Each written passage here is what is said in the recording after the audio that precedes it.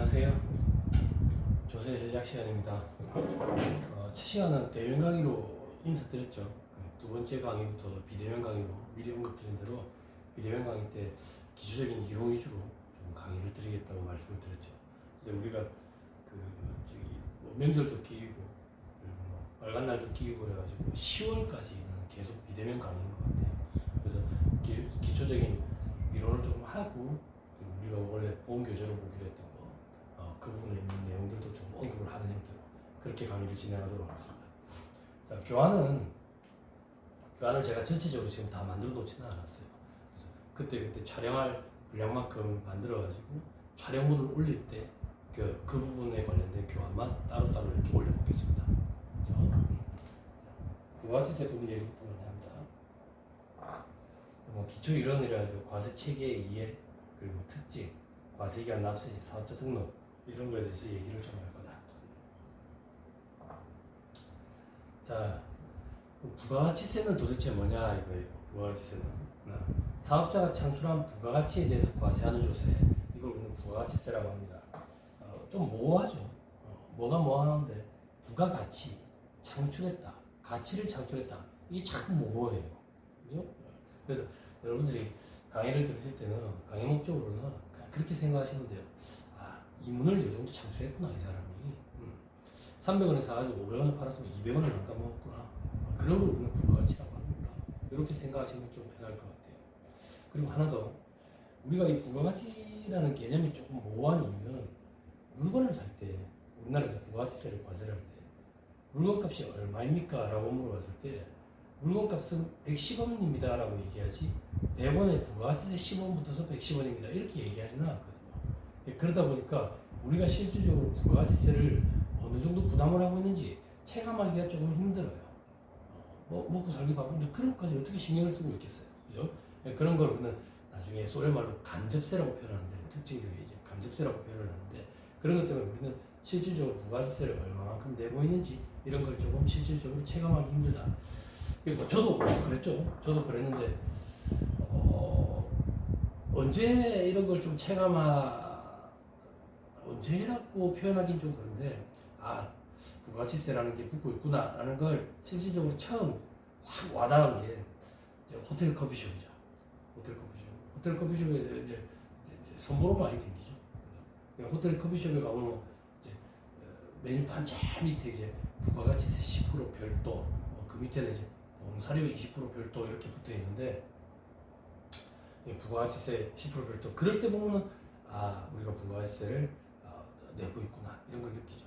봉사료가 20% 별도인 것은 뭐 어디를 가나 봉사료는 다 20%죠. 그죠? 수업 시간에 한번 제가 언급을 했는지 모르겠는데, 봉사료는 20%를 초과하는 순간부터 원천징수 의무가 생깁니다.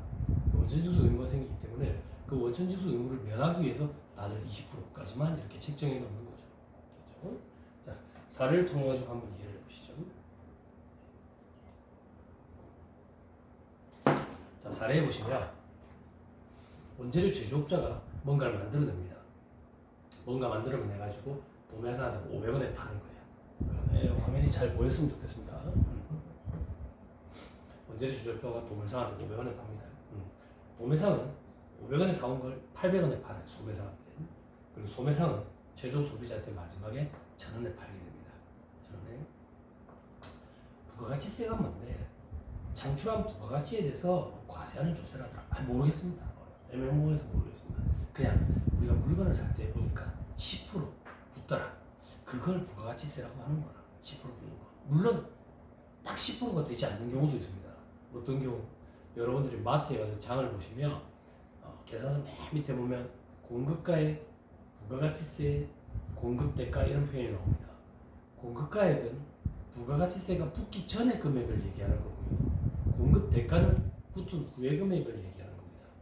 공급가액이 100원이고 부가가치세가 10원이면 공급대가는 110원이 되겠죠. 그래서 공급대가는 부가가치세가 붙은 후의 금액을 얘기한다. 이렇게 생각하시면 편합니다. 다시 돌아와가지고, 그런데 우리가 딱 물건을 샀을 때 10%만큼 부가가치세가 안 붙는 이유는 여러분들이 장을 먹을 때 이 배추, 양파, 감자 이런 게 섞여 있어서 그래요. 그게 무슨 말인데? 면세물품이 섞여 있어서 그래요. 면세물품은 부가세가 붙지 않는 걸 면세라고 표현합니다. 그래서 면세물품이 섞여 있기 때문에 딱 공급가액의 10%딱 맞아떨어지지 않는 경우들이 있죠. 다시 돌아올게요. 아무튼 간에 부가가치라는 개념 자체가 뭐하냐, 물건을 샀을 때 10% 세율로 과세해서 10%의 세금이 더 붙는 거, 그걸 우리는 부가가치세라고 표현한다더라. 그럼 원재료 제조업자가 도매상한테 500원짜리 물건을 팔 때는 이 물건에 10% 부가가치세를 붙이겠죠. 500원에 10%하면 얼마가 되겠습니까? 50원이죠. 그럼 원재료 제조업자 입장에서는 도매상한테 550원을 받고 팔 거고, 도매상 입장에서는 원재료 제조업자한테 550원을 주고 사올 거예요. 그죠? 함정 없습니다. 어려운 거 없죠. 자, 도매상이 소매상한테 팝니다. 도매상은 소매상에게 800원에 팝니다. 그럼 도매상 입장에서는 800원에 대한 부가가치세 10%, 80원을 붙여서 880원을 받고 팔 거고, 소매상 입장에서는 880원을 주고 사올 거예요. 그죠? 계속 갑니다. 자, 이제 소매상입니다. 소매상 입장에서는 최종 소비자에게 1,000원에 팝니다. 1,000원에. 그러면 부가가치세 1,000원에 대한 10%, 100원을 붙이겠죠. 그럼 소매상 입장에서는 최종 소비자에게 1,100원을 받고 팔 거고, 최종 소비자는 1,100원을 주고 사올 겁니다. 됐죠? 자, 여기서 소매상만 뜯어서 한번 살펴보자 그 얘기예요. 소매상은 800원짜리 물건을 사와서 1,000원에 팔아먹으니까 얼마 남겨먹었습니까? 200원 남겨먹었죠. 뭐 창출한 부가가치 개념이 뭔데 모르겠어. 그냥 남겨먹은 이윤이 부가가치 아닐까? 라고 판단한다면 800원짜리를 사서 1,000원에 팔았으면 200원을 남겨먹은 겁니다. 그 부가가치에 대해서 10% 과세하는 거 20원. 이게 부가가치세다 그 얘기예요. 어렵지 않죠? 간단합니다. 그죠? 그런데 이렇게 계산하는 방식은 일본에서 채택하고 있대요. 일본에서. 그럼 우리나라는 어떤 방식을 채택하고 있는데 조금 복잡게 하고 있습니다. 복잡게. 우리나라는 어떻게 하고 있느냐? 자, 제가 소매상입니다. 소매상 입장에서는 도매상에게 800원짜리 물건을 사올 때 부가세 10% 붙였으니까 880원을 주고 사올 거예요. 그죠? 부가가치세 10%, 부가가치세 80원 이렇게 생각하니까 지금 헷갈립니다. 그렇게 헷갈리지 말고 웃돈이라고 표현합시다. 800원짜리를 사오면서 웃돈 80원을 더 줬어요. 그죠? 웃돈 80원을 더 주고 사왔습니다. 자, 소매상이 최종 소비자에게 1,000원짜리를 팔 때 1,100원을 받고 팔았습니다. 부가가치세 100원 이렇게 생각하니까 헷갈린다 그 얘기예요. 또 웃돈이라고 표현해 봅시다. 그럼 소매상은 최종 소비자에게 1,000원짜리 물건을 팔 때 웃돈 100원을 더 받았습니다. 그죠? 자, 웃돈만 가지고 얘기해 볼게요. 소매상 입장에서는 웃돈 100원을 더 받았고요. 웃돈 80원을 더 줬습니다. 그럼 소매상 입장에서 남아있는 웃돈은 얼마입니까? 20원이 남아있죠. 이렇게 부가가치세를 계산해서 납부를 합니다. 이게 우리나라 부가가치세 계산 구조입니다. 자, 이걸 어떻게 표현할 거냐? 결국 100원에서 80원을 차감해서 20원이라는 부가세를 계산할 건데, 이 100원이라는 숫자는 물건을 팔면서 발생된 부가가치세래, 매출세액 이렇게 표현합니다. 이 웃돈 80원 더 준 거는 물건을 사오면서 발생된 세금이네, 매입세액 이렇게 표현합니다. 그래서 우리나라 부가세 계산 구조는 매출세액에서 매입세액을 차감해서 납부세액을 납부하도록 그렇게 되어 있습니다. 그래서 계산 구조를 한번 살펴보시죠. 매출세액에서 매입세액을 차감해서 납부세액을 납부하도록 그렇게 우리나라 부가세 계산 구조가 구성이 되어 있습니다.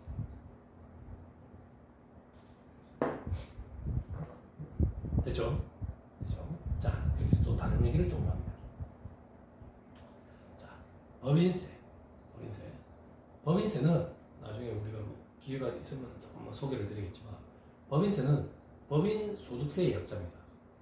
법인이 1년 동안 벌어들인 소득에 대해서 다음 연도 3월 말까지, 일반적으로 12월 말 결산법인이라고 봤을 때, 12월 말 법인이라고 봤을 때 3월 말까지 신고 납부, 법인세를 신고 납부 한 번 합니다. 그게 법인세 신고입니다. 법인세 신고. 자, 소득세는 개인 소득세의 약자입니다. 개인 소득세에서 개인이란 말을 축약해서 소득세라고 표현합니다. 자, 소득세는 1월 1일부터 12월 31일까지 개인이 벌어들인 소득에 대해서 다음 연도 5월 말까지 신고 납부 한 번 합니다. 이게 소득세 신고입니다. 자, 법인세 신고 1년에 한 번 합니다. 소득세 신고 1년에 한 번 합니다. 자, 우리가 지금 공부하는 건데 부가가치세. 부가가치세 신고는 1년에 2번 합니다. 2번. 자, 그러면 기간을 어떻게 나누면 편하겠습니까? 상반기, 하반기. 앞에 6개월, 뒤에 6개월. 이렇게 쪼개면 편하겠죠. 그죠? 근데 세법을 하는 학자들이 상반기, 하반기라는 용어 대신에 별도의 용어를 정해서 지정을 해서 그걸 약속해서 그 용어를 사용하고 있습니다. 그래서 우리도 법 공부를 하고 있기 때문에 어쩔 수 없습니다. 법률 용어를 기억을 하셔야 됩니다. 상반기를 1기, 하반기를 2기라고 표현합니다. 그래서 우리 부가세 신고는 1기, 2기 이렇게 부가세 신고가 이루어집니다. 됐습니까? 자, 지금부터 부가세 신고를 해볼 겁니다. 그러려면 단서를 하나 줄 거예요. 단서. 어떤 단서를 줄 거냐? 자, 계속 가는 겁니다. 아까 우리는 소매상이었어요. 소매상 입장에서 물건을 사오는 이 거래는 5월이라고 가정을 할게요. 5월. 물건을 파는 이 거래는 10월이라고 가정을 할게요. 10월. 자, 상반기, 즉 1기 부가세 신고부터 합니다. 부가세 신고는 물건을 팔면서 받은 세금, 웃돈, 매출세에서 물건을 사오면서 더 주는 세금, 웃돈, 매입세액을 차감해서 납부세액을 계산하도록 되어 있다. 자, 그럼 뭐 상반기 때는 요 거래밖에 없었습니다. 그죠? 요 거래는 없었어요. 그럼 상반기 때는 매출세액은 없는 거예요. 매입세액만 80원입니다. 자, 매출세액에서 매입세액을 차감해서 납부세액을 계산하면 되죠. 그죠? 차감할 게 없네. 앞에 제가 세모 붙였죠. 세모. 마이너스다 그 표현입니다. 마이너스다. 자, 뺄 게 없죠. 뺄 게 없으니까 마이너스가 됩니다. 마이너스 80. 그죠? 세금 계산을 했는데 마이너스가 나왔네. 부가세 계산을. 마이너스가 어떤 개념이지? 플러스면 내겠죠. 마이너스면 돌려받는 겁니다. 돌려받는다. 환급을 받는 거예요. 환급을. 됐습니까? 그죠? 자, 2기 신고하는 겁니다. 2기. 2기는 하반기입니다. 요 거래는 없었습니다. 이렇게. 요 거래는 없었고 요 거래만 있습니다. 요 거래만. 됐죠? 자, 그럼 2기 때는 매출세액은 있네요. 그죠? 매입세액은 없습니다. 그래서 납부세액이 100원이네요. 그죠? 다른 건 뭐 있습니까? 없죠? 자, 이제 부가세 신고를 합니다. 부가세 신고는 도대체 언제까지 하는데 무조건 과세 기간이라고 표현합니다. 아까 상반기, 하반기 두 개로 나눴죠. 1기, 2기. 그걸 과세 기간이랍니다. 6개월 단위. 과세 기간 종료일부터 무조건 다음 달 25일까지 부가세 신고를 하도록 되어 있습니다. 자, 그러면 2기 거부터 먼저 해볼게요.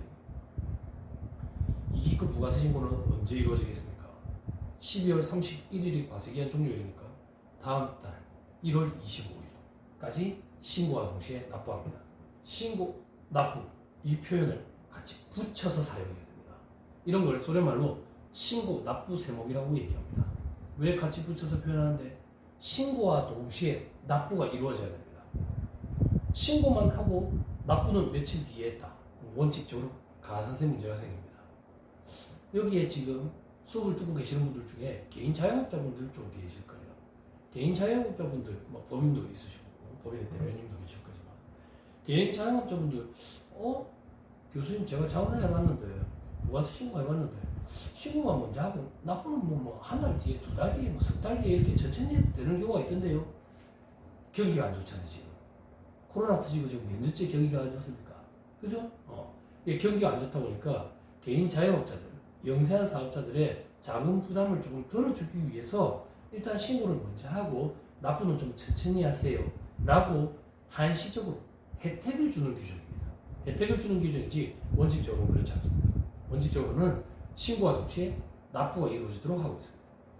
됐죠? 이런 걸 우리는 신고, 납부 세목이라고 표현하고 하반기 2기 신고는 1월 25일까지 신고와 동시에 납부가 이루어집니다. 됐죠? 자, 이제 상반기 신고 봅시다. 상반기 신고는 1월 1일부터 6월 30일까지가 과세 기간일 거고 다음 달 25일, 7월 25일까지 신고 납부가 이루어지면 됩니다. 자, 그런데 상반기 한번 보세요. 7월 25일까지 신고는 가능한데 납부가 가능하지 않죠. 왜? 아까 상반기 때는 마이너스가 나왔잖아요.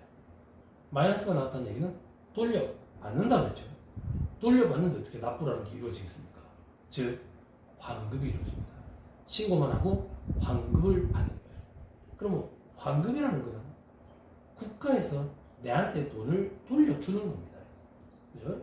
그러면 국가에서 내한테 돈을 돌려줄 때는 이 돈의 금액, 환급 금액이 적정한지를 국가에서 따져봅니다. 그 따지는데 한 달 정도 걸린다 이렇게 생각하시면 됩니다. 그래서 30일 내에 내 사업용 계좌로 환급이 들어오도록 그렇게 되어 있습니다. 됐죠? 어려운 거 없습니다. 자, 과세기간 한번 확인하시죠. 자, 과세기간 1기, 2기 1월부터 6월까지 7월부터 12월까지. 아니 교수님 제가 장사해봤는데 분기별로 막 세금을 내고 이러던데요. 조금만 기다리시면 됩니다. 아직 거기까지는 안 들어가서 그래요. 조금 기다리시면 얘기해 드릴 거예요. 신고 납부 기한은 무조건 과세기간 종료 다음 달 25일까지. 상반기 거는 7월 25일, 하반기 거는 1월 25일. 신고와 동시에 납부까지 한다. 신고 납부 세목이라고 표현하더라. 뭐가 있어요? 됐죠? 자, 특징에 대해서 좀 설명합니다.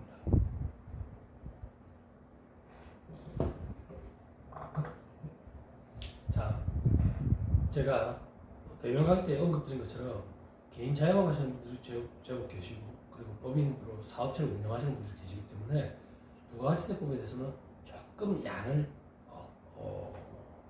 깊이라기보다는 폭넓게 좀 살펴볼게요. 시수를 조금 더 많이 할애할 거다 이렇게 생각하시면 됩니다. 그리고 소득세 파트에서는 사업소득과 관련된 거 그리고 시간이 할애가 된다면 금융소득 종합과세 안 된다면 뭐 어쩔 수 없고 그리고 근로소득자분들 계시니까 연말정산과 관련된 부분들 이렇게 강의를 하면 한 학기가 끝이 날 것 같아요. 아무튼 그래서 특징도 조금 살펴봅니다. 특징. 자, 부가가치세의 특징은 소비용 부가가치세 이렇게 표현합니다.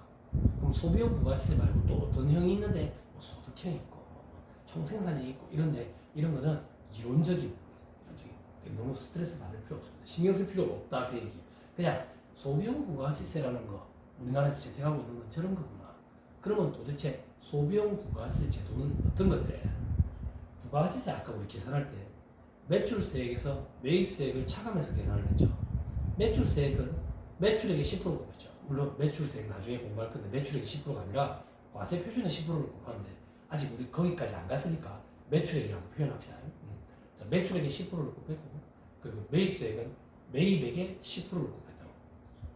매입액의 10%. 이렇게 납부세액을 계산했는데 제가 방금 잠깐 소개해드린 것처럼 총생산, 소득형, 소비형 부가가치세 제도 이 어떤 차이점이 있습니까?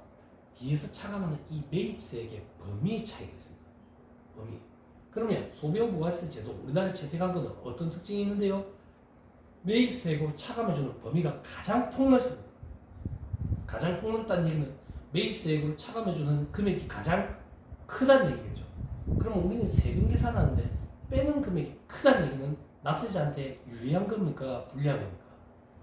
유리하도록 세팅이 되어 있습니다. 그렇죠? 그래서 우리는 소비형 부가세 제도를 채택합니다. 그럼 도대체 어떤 형태로 폭이 넓은데 중간재 및 자본재 구입에 불문하고 다 매입세 공제를 해줍니다. 자, 중간재, 자본재 이런 개념은 도대체 뭔데? 이렇게 생각하시면 됩니다. 잘 보세요. 제가 용산 전자상가에서 컴퓨터를 떼다가 판매하는 사람이라고 가정을 할게요. 네? 자, 컴퓨터를 한 대에 100만 원에 사왔습니다. 100만 원에. 그러면 부가세 10% 붙였으니까 110만 원을 주고 사왔겠죠. 그러면 매입세액으로 차감하는 거는 매입액 100만 원에 10% 곱하기 10만 원을 차감할 겁니다. 매출액은요, 얼마에 팔았어요. 얼마에 팔았는데 지금 그거 신경 쓸 필요 없다고요. 그죠? 100만 원에 10% 곱한 매입세액을 차감해준다고. 그런데 제가 용산 전자상가에서 컴퓨터에다가 판매하니까 컴퓨터를 켜놔야 되잖아. 그죠? 날도 좀 더워 죽겠는데 저기 이것저것 다 연결해가지고 컴퓨터에서 열이 나고 그러니까 더워 죽겠는 거예요. 그래서 에어컨을 좀 샀다 그 얘기. 에어컨. 나는 뭐 하는 사람인데 에어컨 나 컴퓨터 판매하는 사람이니까 컴퓨터 장사하는 사람인데 에어컨을 샀다. 더워서 사무실에 놓으려고. 에어컨 얼마 주고 샀는데 한 500만 원 줬다고 볼게요. 그러면 이 에어컨 500만 원에 10%에 50만 원. 그 금액도 매입세액으로 차감해 줄게. 중간재뿐만 아니라 자본재 구입액에 대해서도 10%를 매입세액 범위에 포함시켜서 차감해 줄게. 그게 소비형 부가세 제도에 입각해 있다라고 표현합니다. 그럼 개인 자영업자분들은 이렇게 생각하시면 돼요. 아, 우리가 물건 사오는 것뿐만 아니라 우리 사무실에 놓고 쓸 물건들, 직기비품들, 그리고 기계들, 이런 거, 컴퓨터 이런 거에 대해서도 10%만큼 부가세 공제, 매입세 공제를 받을 수가 있구나 이렇게 생각하시면 되죠. 물론 차는 안 됩니다. 차는 안 된다는 얘기가 비용 없는 소형차 얘기하는 겁니다. 정원 8인 이하의 승용자동차 그런 거 들어보셨죠? 그죠?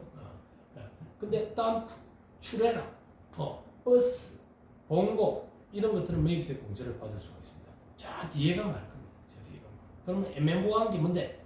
우리나라에서는 뭐 차에 대해서 제가 뭐 잘 알고 그렇지는 않습니다. 차를 신발처럼 생각하기 때문에 잘 관심이 없는데 카니발 제가 알고 있는 선에서는 카니발이 애매모호합니다.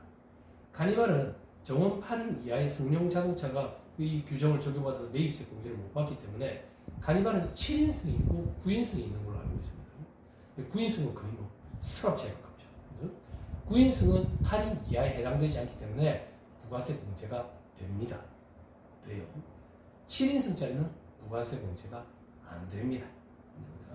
그래서 뭐 그런 얘기도 좀 들어봤습니다. 부가세 공제 받으려고 9인승으로 사가지고 그죠? 내부 개조를 한다라고 그런 뭐 그렇게 하는 사람도 있다고 들었어요. 예전에는 뭐 내부 개조하고 그러면 뭐 걸리고 그랬는데 요즘에는 썬팅 농도를 진하게 해도 법에 저촉되는 게 없다라고 들었습니다. 예전에는 우리 썬팅 농도를 짙게 하거나 이러면 벌금 물고 그랬던 기억이 있어요. 근데 이제는 그런 규정이 없어졌다고 들었거든요.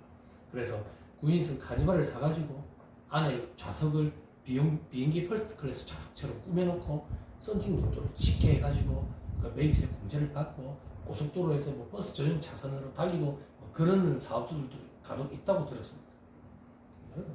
뭐 나쁜 놈이네, 뭐 똑똑한 놈이네, 뭐 그런 가치 판단 개인 여지가 들어간 그런 얘기를 드리고 싶은 그건 아닙니다. 근데 그렇게 하는 경우도 있다 하더라. 아무튼 카니발 이런 것들이 부가세 매입세 공제 때 조금 애매모호한데 뒤에 가면 언급을 좀 드릴 거예요. 자, 그다음 전 단계 세액공제법에 대해서 살펴봅니다.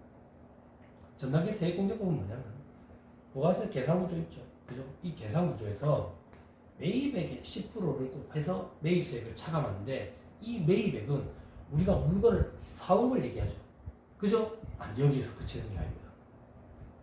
물건을 사오는 행위가 있더라도 세금계산서 수수가 안 이루어지면 안 됩니다. 그게 무슨 말인데, 세금계산서를 수수를 해서 이 물건을 사왔다는 게 세금계산서로 확인이 되면 매입세액으로 차감을 해줍니다. 그럼 다시 반대로 물건을 사오긴 사왔는데 세금계산서 수수를 안 했대. 그러면 매입세액으로 차감을 안 해준다는 얘기냐? 안 준다 그 얘기예요. 그래서 우리나라는 세금계산서가 근거가 되는 거예요. 법적 증빙이 되고요. 정규지출 증명서를 같은 거예요. 이 근거 자료를 통해 가지고 매입세 공제를 합니다. 제가 듣기로는 잘 모르지만 일본은 세금계산서 수수 문화가 없다고 들었습니다. 즉 매입액이 세금계산서를 수수하지 않았더라도 다른 증빙을 통해서 입증이 된다면 매입세액을 차감해 주는 걸로 그렇게 알고 있습니다. 근데 우리나라는 세금계산서로 무조건 확인이 되어야 됩니다. 그래서 이게 또 뭐라 그러지? 이걸 또 악용하는 사업주들이 있죠. 요즘에는 세상이 많이 밝아졌는데 개인 자영업 하시는 분들은 아실 거 아닙니까? 예전에는 뭐 자료상이라고 이렇게 표현했죠. 자료상. 서울에는 뭐 동대문 시장이라든지 명동, 부산에는 남포동 깡통시장 이런 데 가면 이제 세금계산서만 돈 받고 파는 거죠. 돈 받고 파는 거. 그죠? 어이가 없죠. 그죠? 이만한 종이 쪼가리 하나에 1,000만 원씩 받고 이렇게 팔고 그러는 거죠. 그럼 그걸 가지고 거짓 증빙이죠. 거짓 증빙을 가지고 세금 감면을 받고 공제를 받고 그러면 자료상 그 세금에서 끊어준 사람 튀어버리고 있죠. 도망가 버리고 있죠. 그죠? 네, 요즘에 세상이 밝아져가지고 이런 일이 거의 없습니다. 같이 처벌받습니다. 세금에서 끊어준 놈이랑 받은 놈이랑 똑같은 수위를 처벌받아요. 나중에 혹시나 기회가 있다면 오프라인 강의 때 한번 동계산을 한번 해드릴게요. 거의 뭐 망할 정도로 가산세를 때려요. 영세한 사업주들은 거짓으로 이런 걸 가공세금계산서라고 얘기합니다. 가공세금계산서 이런 걸 끊어가지고 매입세 공제를 잘못받으면 거짓으로 불법적으로 받으면 걸리면 거의 이제 망할 정도로 세금을 추징합니다. 아무튼 전납시 세액공제법은 근거과세에 규정됩니다. 세금계산서에 의해서 확인되는 것만 공제를 합니다. 국세와 지방세 이건 어떤 건데 차가감 납부세 부가세 계산 구조의 제일 끝에 이제 차가감 납부세액이라는 게 있습니다. 아무튼 부가세를 계산했더니 100만 원이 나왔더라. 그 중에 74만 7천 원은 국가로 가고 25만 3천 원은 지방자치단체의 재원을 마련하기 위한 지방세로 간다 그 얘기예요. 그럼 우리가 돈을 낼 때 74만 7천 원, 25만 3천 원을 쪼개느냐? 아니 우리는 그냥 부가세 신고할 때 100만 원을 신고 납부합니다. 100만 원을 신고 납부하면 국가에서 그걸 74만 7천 원과 25만 3천 원으로 쪼개갑니다. 처음 생소하신 분들 계십니까? 그죠? 예전에 뭐 세법 공부를 조금 하신 분들 계실지 모르겠는데 이게 과거에는 99% 1%, 95% 5%, 89% 11%, 85% 15%막 이래 바뀌어가다가 지금 현재 74.7%, 25.3% 이렇습니다. 자, 그 다음 간접세. 간접세 얘기는 잠깐 끊었다가